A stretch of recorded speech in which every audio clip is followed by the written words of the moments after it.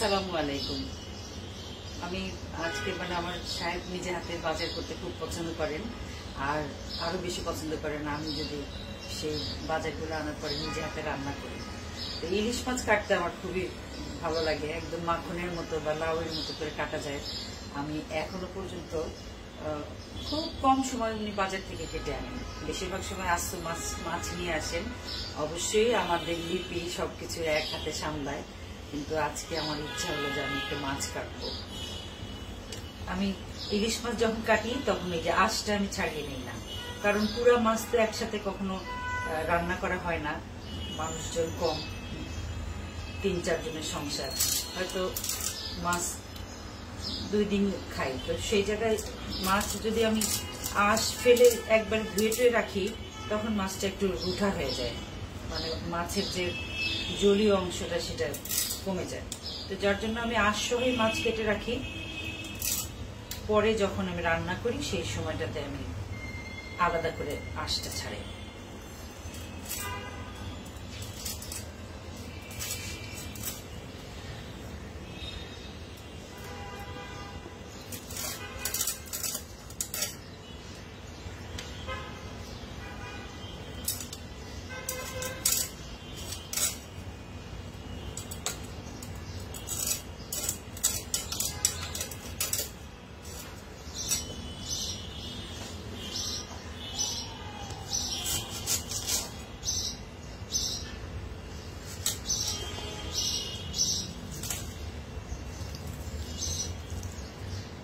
এই জায়গাটা কাটার সময় একটু ভয় লাগে যে পিঠ থাকে, যদিও ইলিশ মাছের পিঠ খুব ছোট, এটা যাতে একটু খুলে গেলে তখন মুশকিল, পিতা লাগার একটা ব্যাপার থাকে।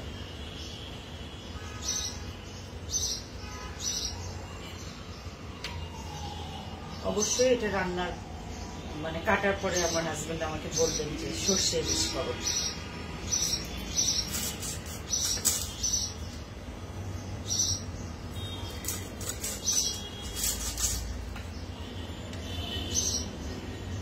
একটা বড় মাছ না, তারপরে একটুখানি পেটি বের করি, পেটিটা দাদা মাছটা মচমচে করে ভাজা, এটা স্বাদই আলাদা।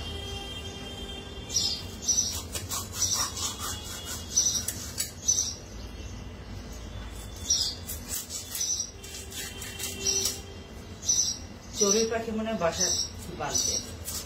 আমার যে রান্নাঘরের কুকার হুড, ওই কুকার হুডের মধ্যে ওরা বাসা করে, এই জন্য ওদের যন্ত্রণায়, মধুর যন্ত্রণা, ওদের যন্ত্রণায় আমি কুকার হুডটা চালাতেই পারি না। একদম প্রথম দিক থেকে লম্বা একটা বাসা, তাদের ওখানে সংসার।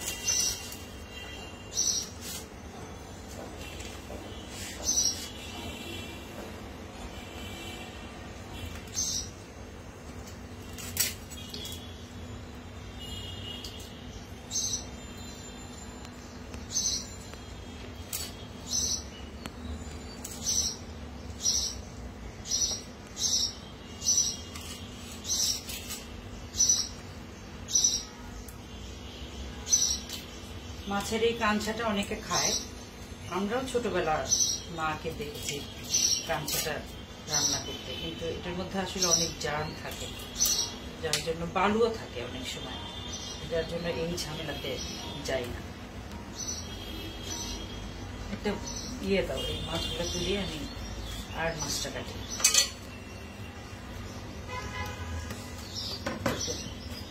ছাই আছে ইলিশ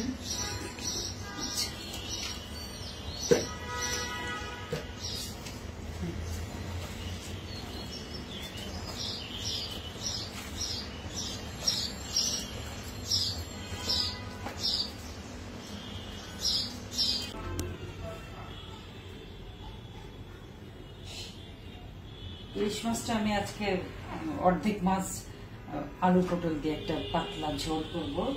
ঝোলের জন্য আমি একটা মশলা করেছি। মশলাটা হলো কাঁচামরিচ আর পেঁয়াজ। এটা তেলে, হালকা তেলে এটা তেলে তারপরে বেটে নিয়েছি। আর ইলিশ মাছে তো আসলে বেশি মশলা লাগে না, কারণ ইলিশ মাছের নিজস্ব একটা গন্ধ আছে, সেই গন্ধটা নষ্ট হয়ে যায়। তো যাই হোক, আমি ওই হাতে মেখে চড়াবো তরকারিটা। অনেকখানি তরকারি, আমরা এই পাতলা ঝোলটা এটাতে একটু সবজিটা আমরা বেশি খাই। পটলটা ভালো লাগে, পটলটা যখন রান্না হবে তখন ইলিশ মাছের চেয়ে পটলটাই বেশি মজা লাগবে। অল্প একটু রসুন বাটা দিলাম, সামান্য একটু জিরা বাটা, সবই মানে অল্প, এটা অল্প ছোঁয়াবো। আমার মেইন মশলা হবে এই মশলাটা, এটা পুরাটা দিয়ে দিচ্ছি।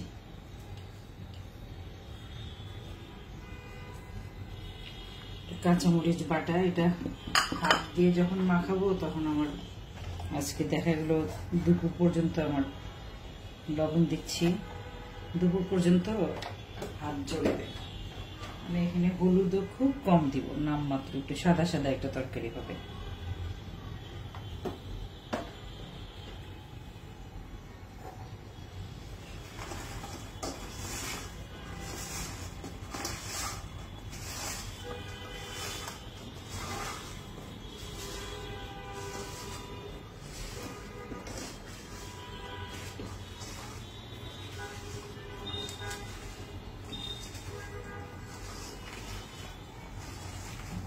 এই তরকারিটা কষায়ও রান্না করা যায়, তো আমাদের আসলে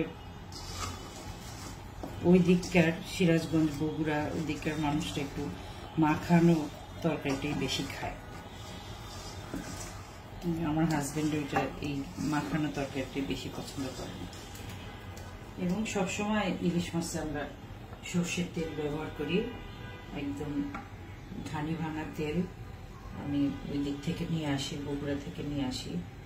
আপাতত আমি ঢাকায় অবস্থান করতেছি।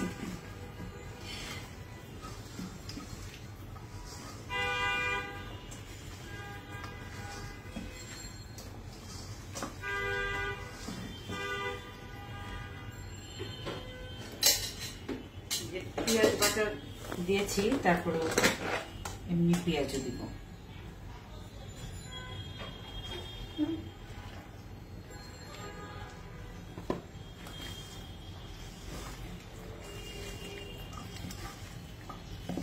ওই যে একটা মাখানের ব্যাপারে একটা গ্রামার আছে যে এটা এরকম করে ভর্তা করে ফেলবো না, এটা জাস্ট একটা গোল এরকম একটা মোচড় দিব। ওই দেওয়ার সময় লাস্টে একটা প্রেশার দিতে হয়, এরকম যখন হাত এরকম দিব দিয়ে লাস্টে একটা প্রেশার দিতে হয়। তারপরে যেটা করবো, আমি বাকি মাছটা দিয়ে দিব। এখানে কিছু পেটের টুকরা, পিঠের টুকরাও আছে। আমি মাছটা মাখাবো, কিন্তু মাখানোর পরে আবার মাছটা আবার তুলে ফেলবো, কারণ মাছটা একদম কাঁচা দিব না, একটুখানি মশলা মেখে আমি আবার তুলে রাখবো। তুলে রেখে তারপরে যখন তরকারি প্রায় হয়ে যাবে, পটল আলু সিদ্ধ হয়ে যাবে, তখন আমি আবার বাকি মাছটা দিয়ে দিব। এখন আমার মাছ খুঁজে বের করার পালা।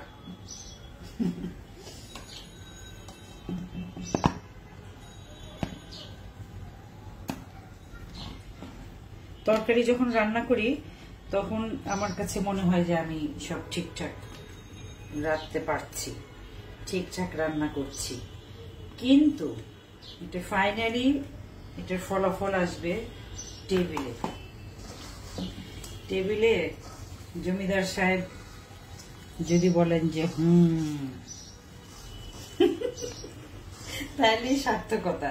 অনেক সময় এরকম যে আমি খুব মানে মনে তৃপ্তি নিয়ে অনেক কিছু রান্না করলাম এবং চিন্তা করি যে বা আজকে রান্না করার পরে মানে আজকে আমি একটা প্রশংসা পাবো। সেই দিনই দেখা গেল সাহেব রান্না করতে বসছে আর তারপরে বলবে যে এটা কিচ্ছুই খাইতে পারলাম না। এটা আসলে ওনার মুডের উপর নির্ভর করে। আমি এখানে কাঁচা পানি দিব না, একটুখানি গরম পানি দিচ্ছি, কারণ কাঁচা পানি দিলে অনেকটা সময় লাগবে।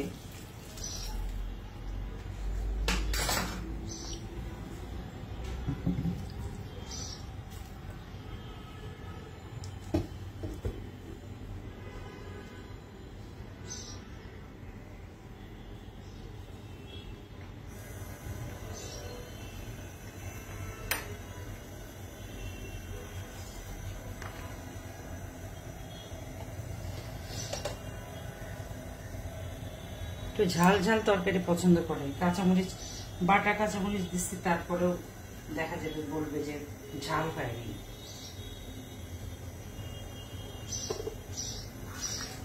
আচ্ছা, এটা এইটুকু হতে থাক, তারপরে ফাইনালি যখন হবে তখন আমি আবার আপনাদের দেখাবো। ঢাকা দিলাম।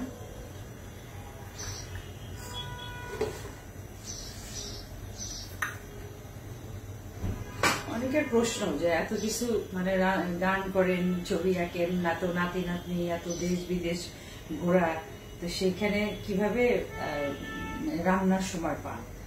সত্যিকার অর্থে সবসময় সাহায্যকারী মানুষ থাকে যারা আমাকে অনেক রকম সাহায্য করে। যেমন মানে মাছটা তো আমি কাটার পরে যখন মাছ কাটার পরে তো যে আঁশ ছাড়ানো, তারপরে ধুয়ে পেঁয়াজ কাটা, কাঁচামরিচ ফাড়া, এগুলো সবকিছু তো রেডি করা থাকে।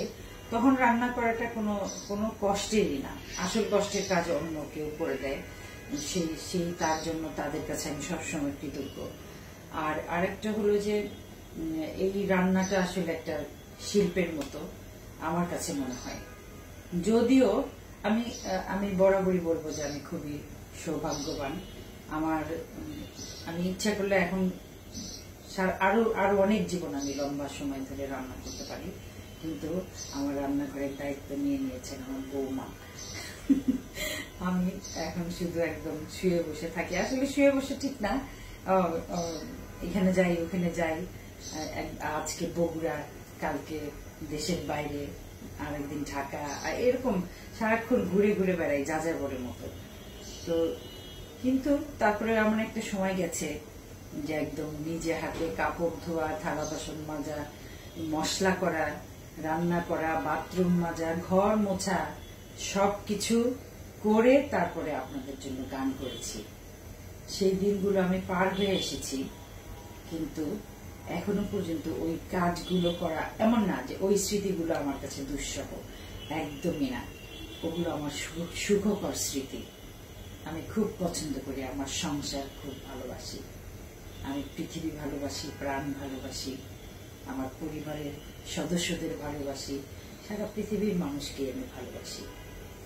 আমার তরকারিটা, আমার সালুনটা ইলিশ মাছের সালুন, আর একটুখানি জাল হলেই তারপরে আমি ইলিশ মাছটা দিয়ে রান্না শেষ হলে আপনাদের আবার দেখাবো।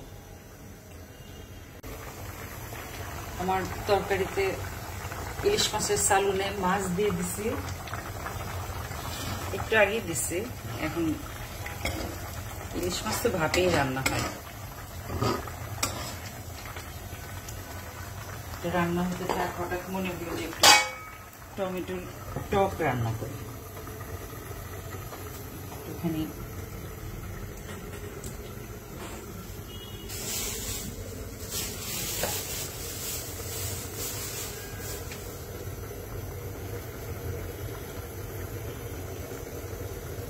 যে গরম, রান্নাঘরে তো আর কারো এসি চলে না, যতই সামর্থ্য থাকে, খুব কম কিচেন। আবার ফ্যান চালালেও একদম গরমটা স্প্রেড আউট হয়ে যায়। আমি একটুখানি শুকনো মরিচ দিলাম, আর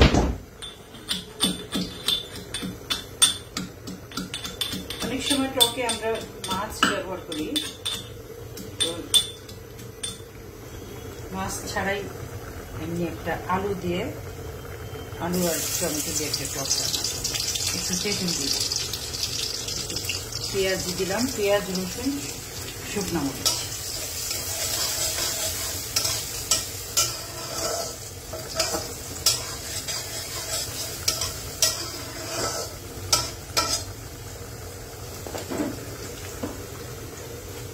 সামান্য 1 চিমটে জিরা, 5 ফোড়ন দেওয়া যায়, কিন্তু 5 ফোড়ন মনে হয় নাই নাকি।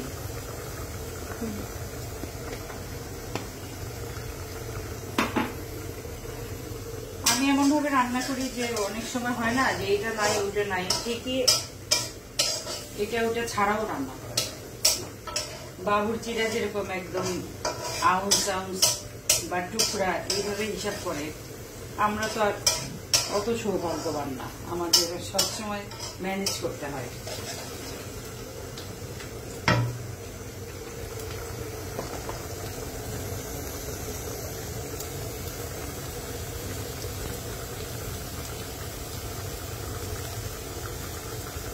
এটা আমার দাদির হাতের পান খাওয়ার, পান ছেঁচুনি বলে না, হামান দিস্তা, আমার খুব প্রিয় একটা জিনিস। আমার দাদির কাছ থেকে আমি চেয়ে এনেছিলাম, যখন বেঁচে ছিলেন তখন দাদির কাছ থেকে। উনি খুব একটা মানে এখানে পান ছেঁচে খেতেন না, হাতেই ডলে পান খেতেন। তো এটা আমার খুব প্রিয় একটা জিনিস, আমি সবসময় চোখের সামনে রাখি এবং সাবধানে রাখি যে হারায় না যাবে।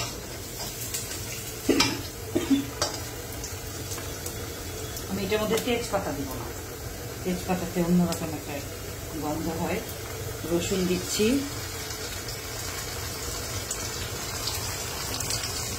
একটু জিরা,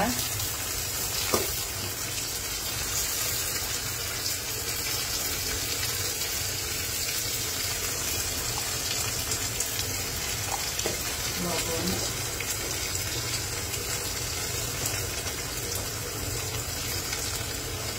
হলুদ,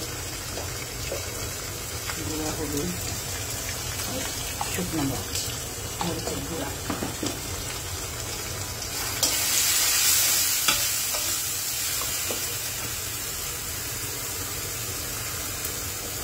আলু সিদ্ধ করে ভেঙে নেওয়া,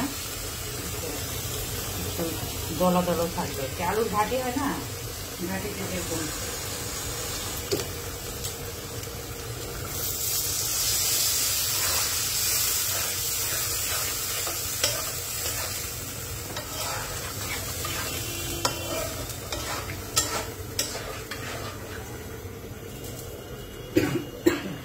শুকনো মরিচের কাশি আসতেছে। আমার তরকারি প্রায় হয়ে গেছে, প্রায় না হয়ে গেছে।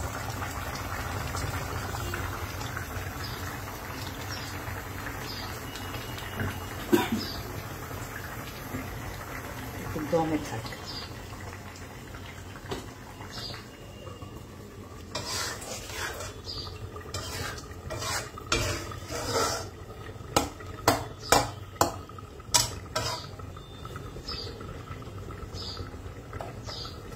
যেহেতু এটা সিদ্ধ আলু, তো টমেটোটা এখনই দিতে কোনো অসুবিধা নেই।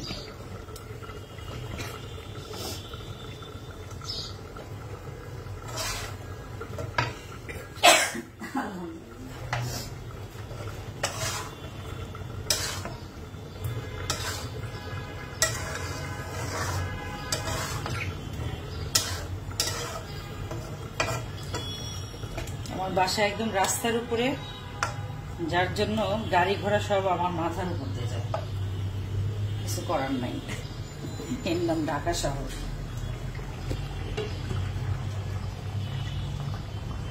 এই ইলিশ মাছের চালন শেষ, চুলা বন্ধ করে দিলাম, এখন এটা বাড়ার পালা।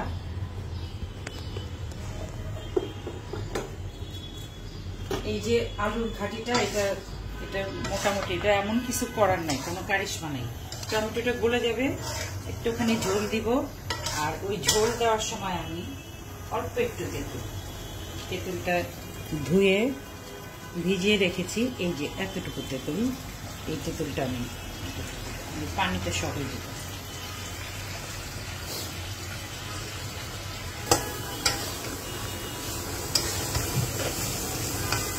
আলু টমেটো কষানো শেষ, আমি এখন তেঁতুলটা দিচ্ছি। তেঁতুলের ধোয়া তেঁতুল তো, এটার পানিটাও দিয়ে দিচ্ছি।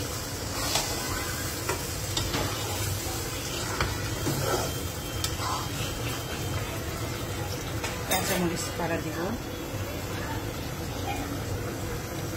আমরা একটু ঝাল বেশি খাই।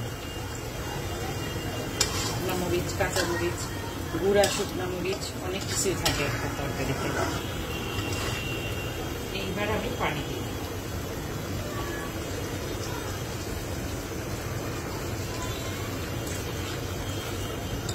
যেহেতু এটা আলু, এটা সিদ্ধ মানে রান্না করার পরেও যখন নামানো হবে তখন অনেকখানি আন্দাজের বেশি, আমি যতটুকু আন্দাজ করবো তার চেয়ে বেশি সে টেনে যাবে। সেই জন্য একটু হাঁড়ি ভর্তি হাঁড়ি না, কড়াই ভর্তি পানি দিলাম। এখন এটা জাস্ট জাল হবে, ফাইনাল চেহারা।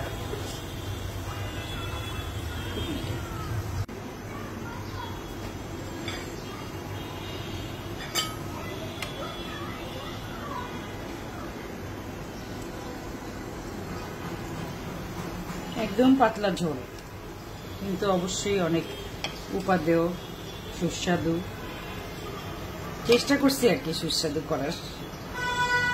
তো বাড়ার সময় মাছগুলো যাতে একটু উপরে থাকে।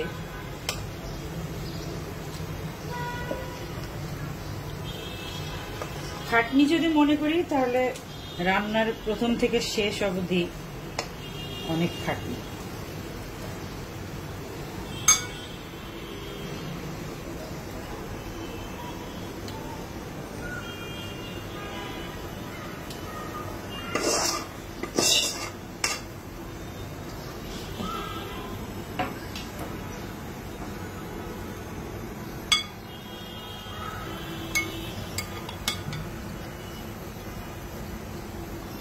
বাস রেডি হয়ে গেল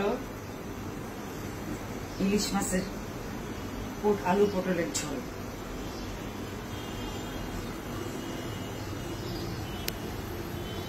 এই যে আমার ইলিশ মাছের আলু পটলের সালুন, আর এটা হলো টমেটো আলু তেঁতুলের টক, সাথে একটু শাক টাক আছে, ভর্তা আছে। এটা আমাদের আজকের লাঞ্চ। যাই হোক, সবাই ভালো থাকেন, সবার জন্য অনেক শুভকামনা থাকলো। আসসালামু আলাইকুম।